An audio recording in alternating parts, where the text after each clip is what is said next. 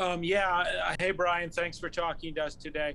I'm just wondering, maybe you could kind of set the scene, what it was like today with the owners and Spielman talking to you, and, how tough of a situation it was just hearing the news about the moves made today on Spielman and Zimmer. Yeah, obviously it was a tough morning for everybody here in the organization, but was able to find out shortly before I came into the building that was going to be the case, and then throughout the team meeting, kind of Rick let us know what was going on and what the situation was, and just the way he expressed his gratitude for all of us, and us being able to thank him and show our respect and appreciation for him bringing us here. He's responsible for all of us players being in this building, and obviously for Coach Zim making us better players. Have a ton of respect and gratitude for them and what they've been able to do with getting me here, making me a part of this thing, and really, I feel very fortunate to have worked with both of them and our whole entire coaching staff for the last 4 years. So for me, it's nothing but love and respect for those guys with how they approach their business and how they go about things. Courtney Cronin, then Andrew Kramer. Brian, Mark Wilf talked to us earlier today, and he said the decision that came down ultimately was one that they were deciding on for a couple weeks. And I know that you guys were losing a couple games there down the stretch of the season, important ones that would have kept you in the playoff hunt. Did it kind of feel like at any point that this felt inevitable, that changes were going to happen did this team maybe reach its ceiling? Was there any sort of feeling like that? I don't think so, just given the magnitude of what we were tasked with in terms of who we were playing over the last couple weeks. I didn't think that there was I certainly didn't get that feeling or vibe from anybody in the building. I felt that, this is just my opinion, that guys were still focused and locked in, and that the outside noise was kind of outside noise, and that's what it is. And we understand that's the nature of the business, that if we don't win, things change. But I certainly didn't feel that much noise or that much heat about it. And but then again, we had some pretty strong defensive fronts that my group was really trying to focus on as best we could. And to be honest, 3 weeks out, 3 games left to play, and you win all 3 and you're in. That's really can only be your only focus. It's pretty short window. You go take care of business and you're in. And unfortunately, we weren't able to do that. And so then, last night is when it kind of hits you. Okay, wow, I wonder if something really is going to change.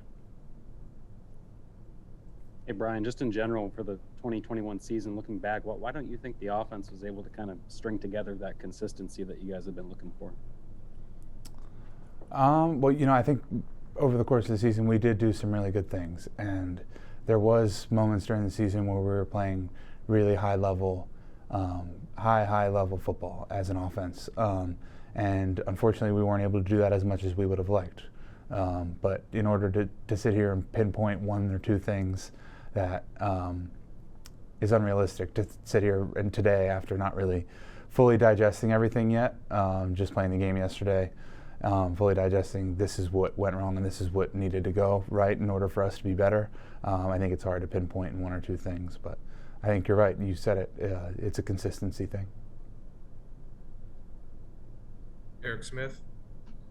Hey, Brian, even with the change at GM and head coach, Mark Wilf said he doesn't expect this to be a full rebuild. He has high expectations for the team in 2022.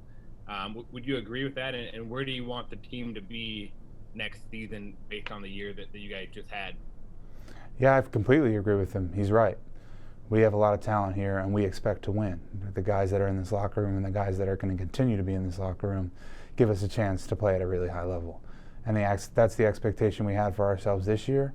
Unfortunately, the end result wasn't exactly what we would have wanted, but knowing what's still here and what's coming back and what they're going to be able to do and everybody in this organization is going to be able to do, we expect to win and we expect to be back in the hunt next year. This isn't a teardown. This isn't trying to restock the whole entire roster. We have pieces and we have guys who are going to be here for a while, who are talented and will put us in winning situations. And I'm going to do everything in my power to get myself and my group ready to come back stronger, bigger, better, and faster next year. Arif. Hi, Brian. We've had both Adam and Eric talk to us a little bit about what they think constitutes a good team culture. Obviously, it's going to be important for the next coach that comes in. What to you constitutes a good team culture? Yeah, I think everybody coming in as a rookie and young guys being able to come in and feel comfortable with who they are and have a belief in themselves in terms of they're going to be able to contribute, and having young guys coming in feeling good about their roles and how they're going to be able to contribute, and then at the same time everybody being aligned from the bottom to the top to the bottom, and pushing the ship in the same direction. I think having a positive winning culture where guys are held accountable and held accountable, push each other every day, is kind of where we need to go. And how we can get better is it starts with everybody. You can always look in the mirror and say, what can I do better to build a good culture? What could I do better next year to help Christian with his development next year? How can I help Ole throughout the weeks in practice become a better football player? Is there something my group can do from a communication standpoint throughout the week? What can we fix in order to get better? And it's kind of trying to avoid a sense of complacency. Brian, Mark Wilf had mentioned how maybe in determining that there needed to be a change, that maybe the message that was being delivered to players from leadership, whether it's front office, whether it's the coaching staff, that message, that philosophy needed to go a different course. How do you, like, being here for a couple of years now and knowing the message that you guys had received from Coach Zim and his staff, what direction do you feel like it needs to go in to get this team back to winning ways? I think we kind of touched on it on the last question, kind of just an overall culture shift in terms of how do we get this thing to a very to more wins, really is what it comes down to. But getting everybody pushing in the same direction and working together in a collaborative environment that's enjoyable to work in. I think some more energy throughout the building could be a good thing. Every time I've had change so far in my college and NFL career, it's been a good thing, right? You get pushed in a different way. You hear a message from a different voice. Every time that there's been change, there's been an opportunity to grow. I feel like an example would be with the strength staff. Josh Hanks and his strength staff came in this year, and although I felt the old staff did a great job, I think they did an awesome job, and kind of new voices, new fresh ideas, new person delivering the message, whatever it is, can be a breath of fresh air for players and can give some players a fresh start and a new sense of motivation or purpose or excitement about their work. And that could even be something as small as that, as giving the jump start to everybody making significant improvements to themselves, and then collectively as an organization if everybody improves. But it could just be a different messenger, a different voice, a different message. Every time I've had change, I've learned something from it. Sam Ekstrom, then Craig Peters. Hey, Brian, obviously the coaching staff is up in the air, but can you just reflect on the year you had with Phil, and would you make a case that you'd like to see him back coaching you again? Yeah, I'll play football for Phil Rauscher any day, anywhere, anytime, any place. I respect him as a coach. I respect him as a man, what he was able to do in the situation with the fall, with the situation with Rick Dennison, and how Phil was able to come in and do an unbelievable job with our group. I'm proud of the way he coached us, and I'm proud of how he grew throughout the year.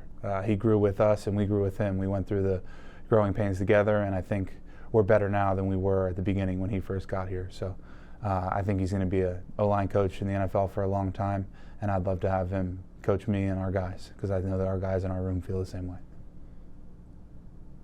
Hey, Brian, you were able to play every snap on offense this season. Ezra was too. Just congrats on the complete season, first of all, and then just curious as to where you saw Ezra's game jump from year 1 to year 2 in that role, and then what advice you might have for Christian, not being too far removed from the jump you made from year 1 to year 2. Yeah, I'm really proud of Ezra and the season he put together. You started to see him really come out of his shell a little bit this training camp coming into this season, and the strides he's made from the beginning of the season till now are pretty remarkable. I think by the end of it, he was playing football at a really high level. He's confident in himself.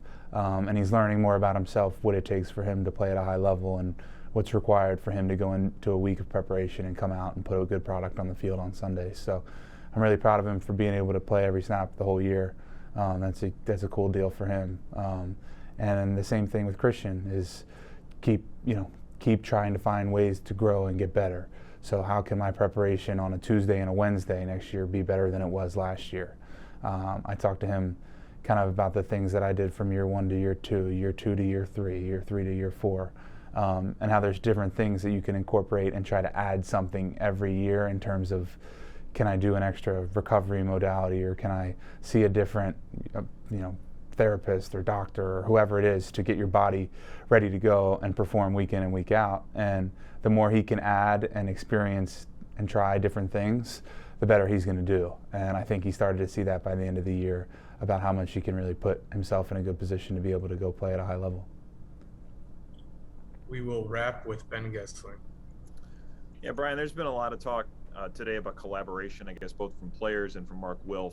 When you talk about collaboration from a player to a coach, what does that look like? What kind of shape does that take on a practical day-to-day level? Yeah, I think it could be even something as little as, hey, how you doing in the hallway, or feeling like, you walk by guys in the hallway and they say hello, how you doing, good morning. We spend so much time together, and the season's so long that little personal things here or there could make a huge difference for a young guy, or even a rookie who's coming in and isn't really sure how he fits or if he belongs. And little different, personal things like that, because guys play their best when they feel good about themselves and their role within a team. And the more we can cultivate a culture that guys feel good about being themselves and that they're important to the team and that everyone's in this together, and when young players start to learn that earlier on, they start to do better. And that everybody's behind us, and all of our successes and all of our failures go together. So the more we can all understand as coaches and players that we're in this thing together, I think we'd go a long way in making this a better place.